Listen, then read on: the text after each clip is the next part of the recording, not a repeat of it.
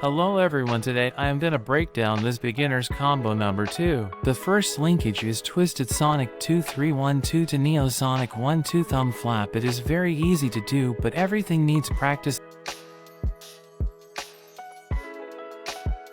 Next linkage is Fingerless Thumb Around Thumb Flap to 2-3. Yes, not 1-2, but we will pass the pen to 2-3. While doing fingerless thumb around, the bigger part of the pen should be up and the smaller one should be down. The next and last linkage is Sonic 2312 to Neosonic 12T1.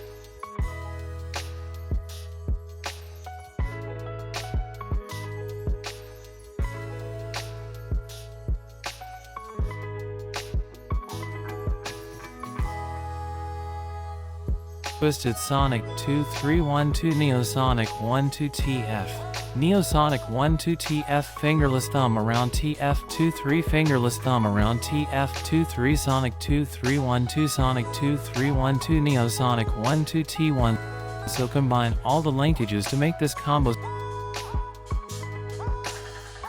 Subscribe for more.